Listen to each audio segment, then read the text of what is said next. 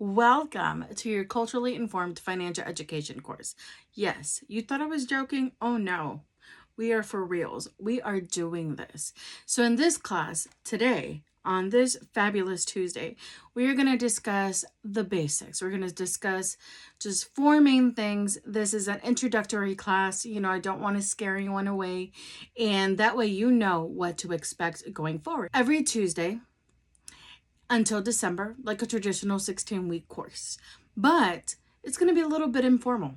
It's going to be a lot informal, actually. It's just going to be you and me having this conversation. So if you want a more formal class, let me know, DM me, and we can make that happen for your organization. So today's class, our objectives are meet the teacher, that's me, an introduction to the course, the goals and objectives, the overview of culturally informed financial education, and the importance of cultural awareness, not only in our homes, in our school systems, and in our places of employment.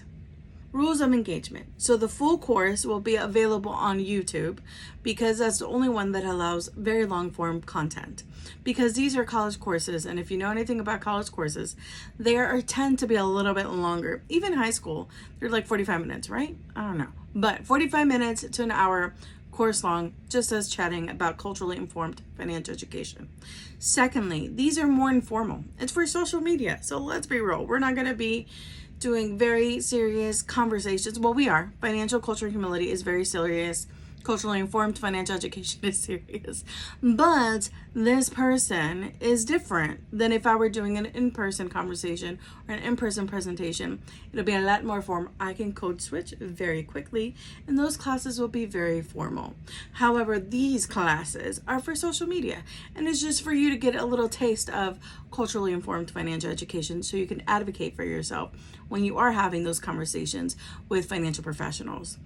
Thirdly, these classes on Thursday will be having a download. So we'll be having on Thursdays one-on-one conversations, you and I, on the Clock app at 8 p.m. Central to discuss what you learned this week. So every week we'll have a live and we'll discuss the class on Tuesday, which is today, culturally informed financial education, and the class for tomorrow, Wednesday, which is organizational leadership.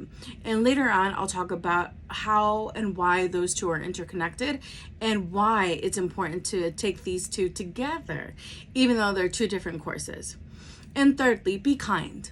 Be kind to yourself, be kind to others, and be open to learning other ways of engaging in your financial journey, or your financial story. It is important to know that you probably know this because you're here, that school doesn't necessarily teach us. The formal education is absent in the financial space. So there's not a lot of conversations about money in school. Now there's a huge wave for financial literacy to be taught in schools, and certain schools are implementing it, and that's a great deal. But some of us that are older, this was before our time. We didn't have these conversations. And additionally, studies have shown that finances are also not talked about in the household. And as we go through this course, you will learn a little bit more as to why that is, because we'll talk about that in a cultural component, which is culturally informed financial education. So we're going to talk about that later. But today is just about being kind and being open to different ways of engaging in your financial story. So we've come to the meet the teacher phase, and your teacher is me, Dr. Melinda Jimenez Perez. I've been in the financial industry for over 12 years and in different roles, and I've got to see different ways that financial literacy is taught and engaged with. So today I am here with that hat on, but also as a student. I completed my doctorate in May, and I'm super excited to have this conversation with you as Dr. Melinda Jimenez Perez. And in part of the doctorate, my research was in understanding financial literacy based on culture. So my very fun and long dissertation topic was financial self-efficacy among Puerto Rican women in the United States, an ethnographic action research study. That's a lot of words to say that I was curious about how we as Puerto Rican women, I'm Puerto Rican, and engage in financial literacy based on our culture and understanding.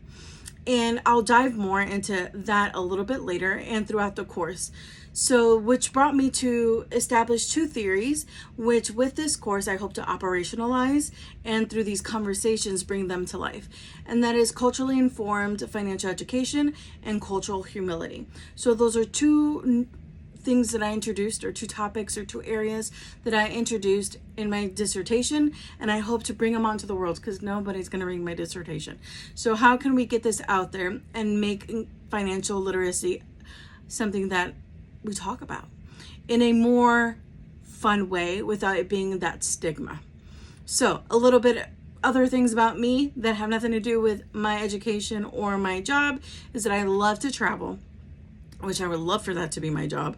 Beach is my happy place, and I live in a non-beach rural area, so that makes me really sad. So I have to take a few trips a year to the beach. I started down this journey because I wanted to understand money and why aren't there more Latinos in the Forbes, billionaire list. They're so limited. Why aren't there? That was my original question. Why aren't there more millionaires and billionaires that look like me? And so that's a little bit about me and my passion and why I'm here today and why I'm having this class that nobody asked for. But here we are. So goals for this class are gonna, vary because this is informal. But my initial goals for this class is to introduce the key components that I believe should be part of culturally informed financial education. And that is financial cultural humility. We're going to talk about what's the difference between financial cultural humility and cultural competence.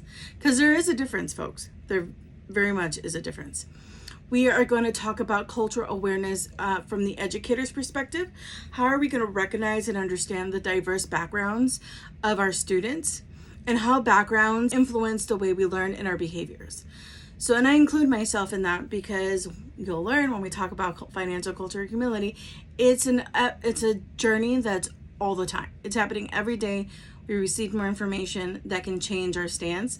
So it's not the fact that today I know X, Y, and Z about finances and I'm going to have that stance forever. No, I may learn more information down the road that's going to completely change the way I think about finances.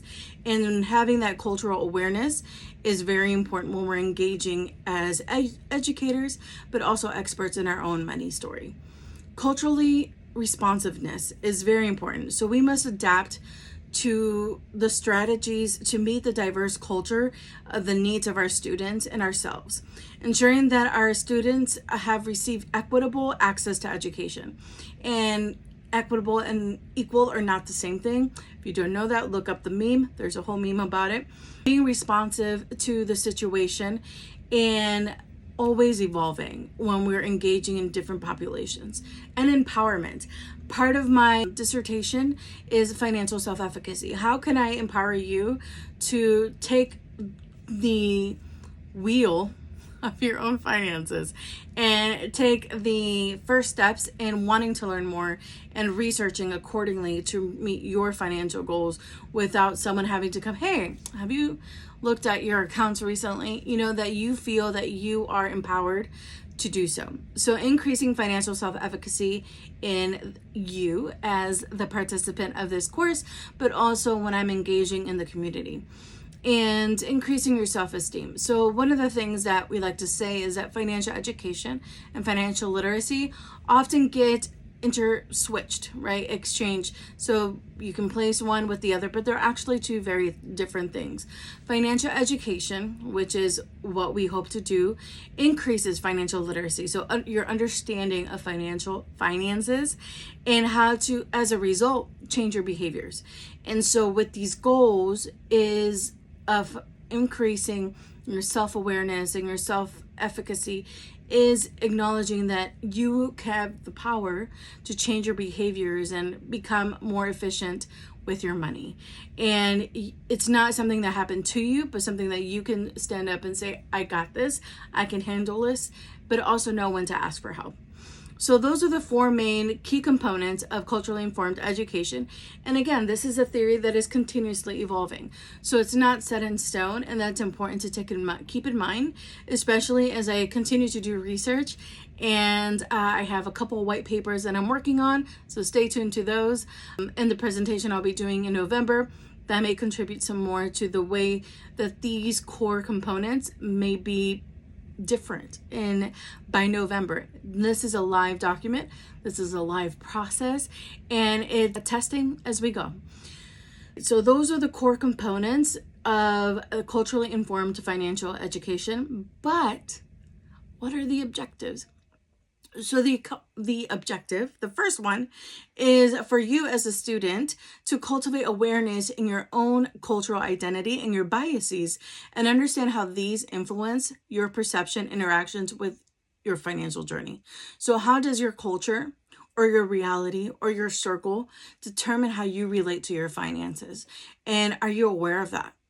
Are you aware that you spend X, Y, and Z because when you were a child, your grandma said, you better buy this.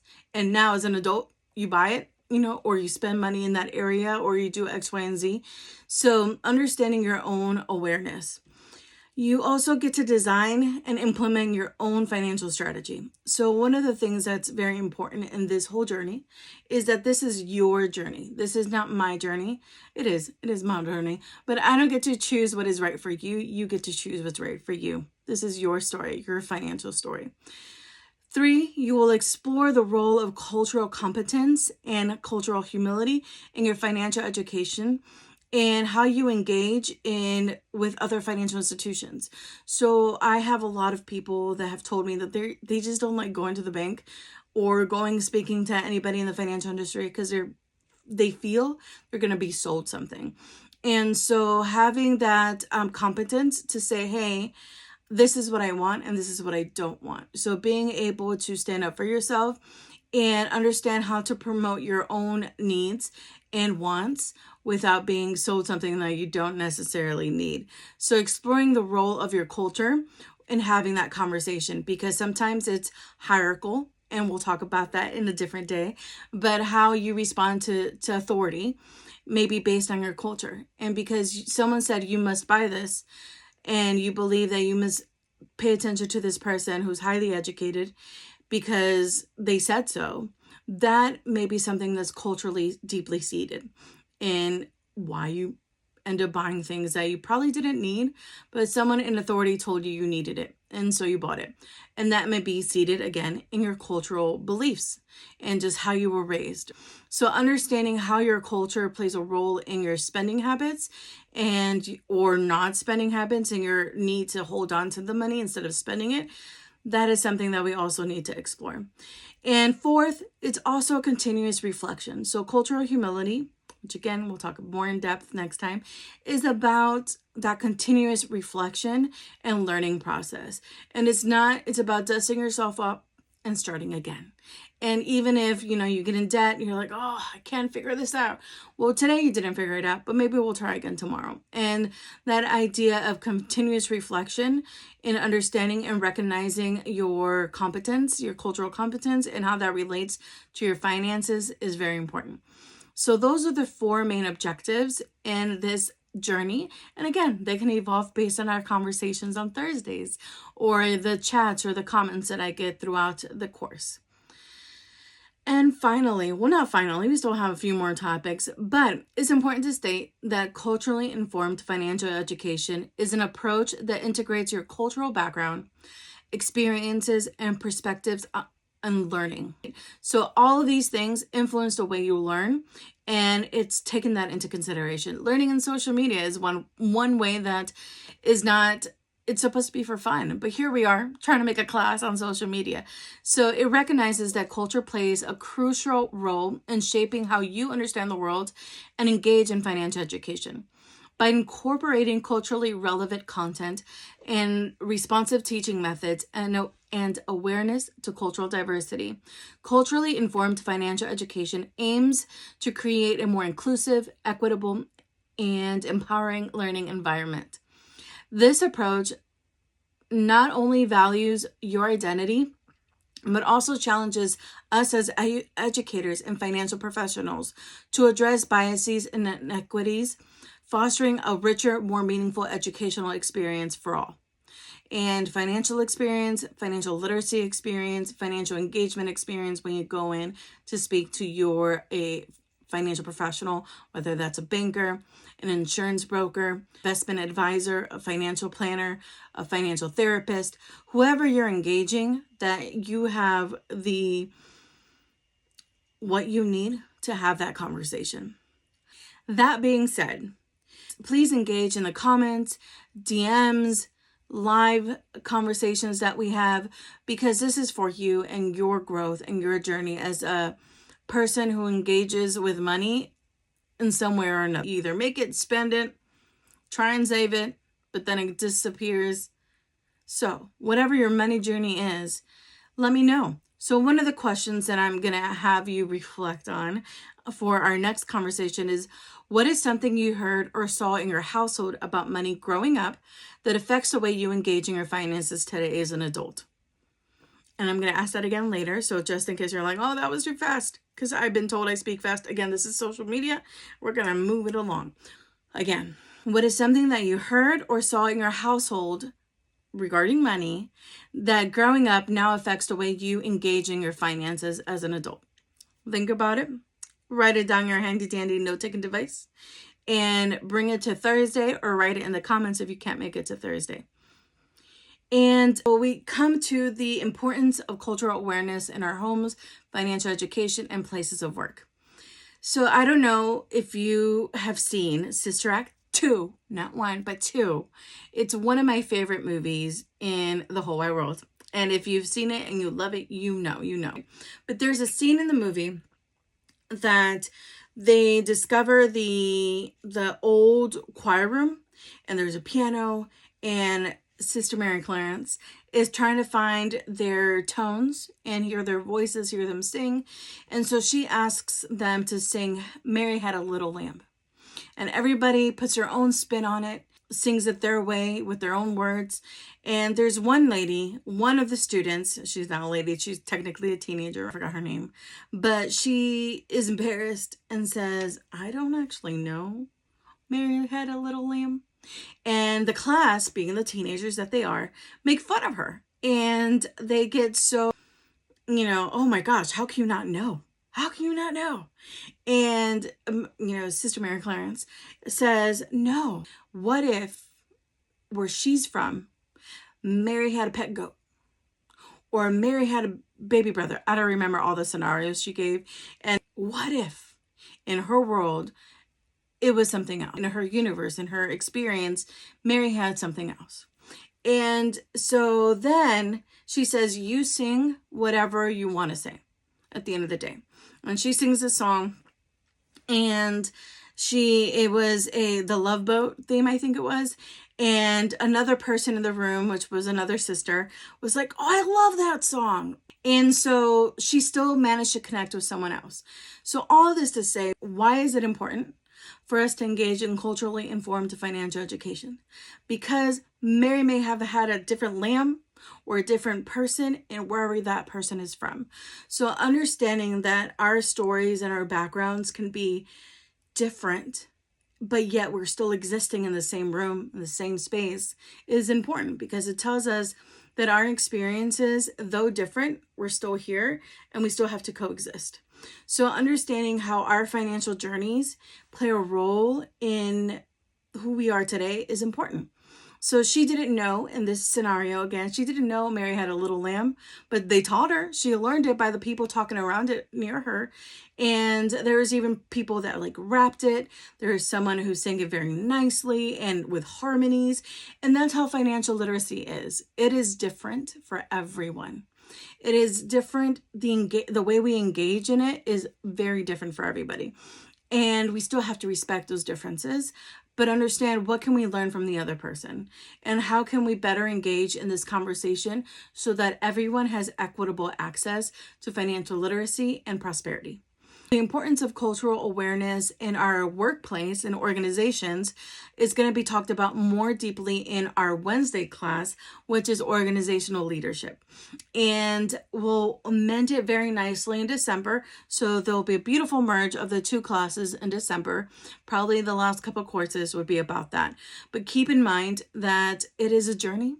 It's a 16-week journey that we'll be on together. And so for your homework, because this is a course with homework, you need to put in your 2 cents. This is engagement. For homework, think about, again, what was something you heard or saw in your household growing up that involved money and or the mindset around money that affects the way you engage in your finances today.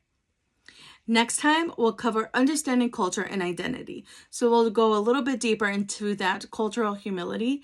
And I look forward to seeing you on Thursday or next week or in the comments. I'll see you then. Bye.